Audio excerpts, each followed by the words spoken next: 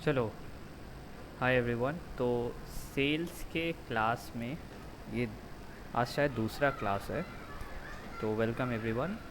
तो आज हम लोग बात करेंगे एजुकेशन बेस्ड मार्केटिंग। अब देखो, मार्केटिंग तो बहुत तरह का होता है, बट व्हाट इफ़ आप सेम चीज़ बेच रहे हो जो आपके बगल में कोई स्टोर वो भी सेम चीज़ बेच रहा है। मतलब आप एक तरीके से कमोडिटी बेच रहे हो कि आप सेम चीज़ बेच रहे हो जो आपके कॉम्पिटिटर भी बेच रहे हैं, बट उसमें भी आप कैसे मैक्सिमाइज़ कर सकते हो, that is called education based marketing. अब मैं इसको एक एग्जांपल से समझाता हूँ कि आप कैसे मैक्सिमाइज़ कर सकते हो। सपोज़ करो एक स्टोर है, स्टोर वन, ठीक है।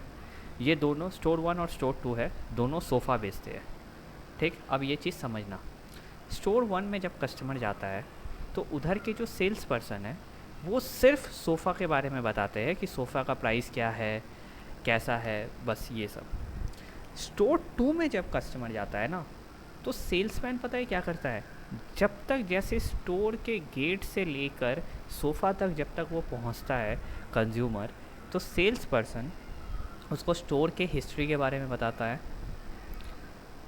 उसको ओनर के बारे में बताता है कि ओनर ने क्यों ये स्टोर खोला, उसको फिर जाके बताता है कि हमारा प्राइस क्यों कम है, क्यों हमारा प्राइस कम है कंपटीटर से कंपेयर करके, और वो बताता है कि ये कैसे आपको बेनिफिट करेगा, like how it will benefit you, the sofa will benefit you.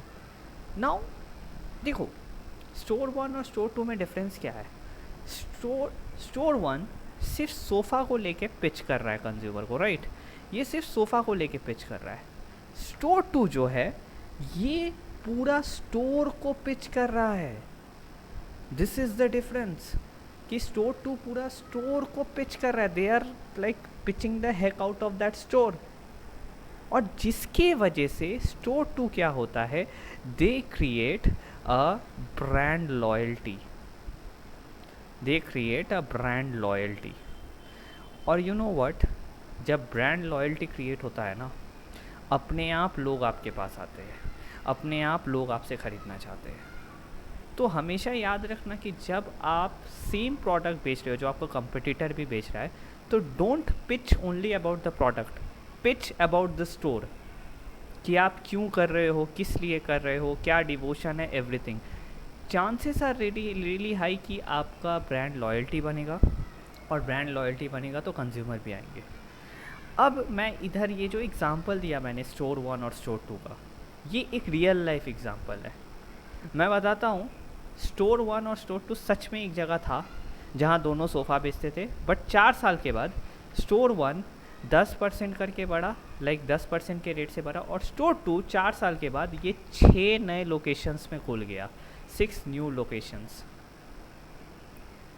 अब आप बोलोगे कि सर दोनों सामान तो एक ही बेच रहे थे, बट प्रॉब्लम कहाँ थी, मतलब लाइक स्टोर टू इतना आगे कैसे बढ़ गया। आई अग्री विथ यू, दोनों सामान एक ही बेच रहे थे, बट स्टोर वन सिर्फ सोफ़ा बेच रहा था और स्टोर टू पूरा स्टोर बेच रहा था। तो आप अगर खुद एज अ सेल्समैन हो या किसी सेल्समैन को ट्रेन कर रहे हो, always believe in the power of education based marketing. Education based marketing अगर आप जानते हो कि कैसे कंज्यूमर को एडुकेट करें, आपको खुद पता चल जाएगा कि आपको कैसे खेलना है, राइट।